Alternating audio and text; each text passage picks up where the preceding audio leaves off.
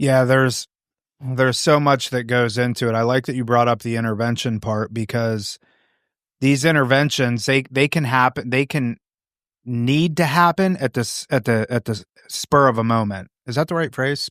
Spur of the moment. And because going back to what I was saying before, like things are going to be different 7 days from now than they currently are. Well, things could be different 7 minutes from now than they currently are. Mm-hmm. And knowing that you're at least on the right trajectory or you're on the right path, I think is reassuring for parents. And I've got comments and emails and so much stuff from parents and loved ones that have said, I got one on my phone yesterday. This lady, she's dealing with her alcoholic husband and they have a young child. And it was really cool saying just her watching just the YouTube and listening to the podcast. And she recently just found us. She said, this is the first time that I actually feel like I have some sort of direction and guidance on what to do. And I'm like, that's the whole purpose behind this, is to give you the resources and the knowledge and the support that you need to be able to navigate this stuff, because it's so tricky. And, families, they rightfully so, they feel like they could fix everything, especially parents. I mean, and I talked about this situation with Hattie and her diabetes. I feel like there are certain stages throughout this process where it's like, I feel like I can regulate her diabetes better than the endocrinologist can. When in reality, that's not true.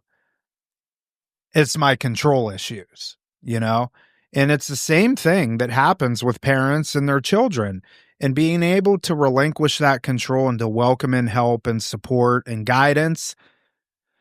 These outcomes, they can happen so much quicker than what they potentially, sometimes this stuff takes, because they're so wrapped up in control and want to figure it out and to do this and to do that. And I've had conversations with parents for 2, 3, 4 years. And finally, after they're willing to let go of the control and to recognize, okay, this is way out of my scope,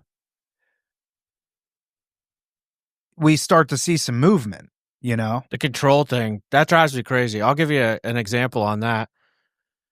A couple months ago, maybe 3 months ago, I had a lady reach out to me asking me for detox recommendations. And if I'm putting my name on something and recommending a place, I'm going to make sure it's above board and, the type of place where I can walk into, they know me on a first name basis. I'm saying, yes, this is a good program.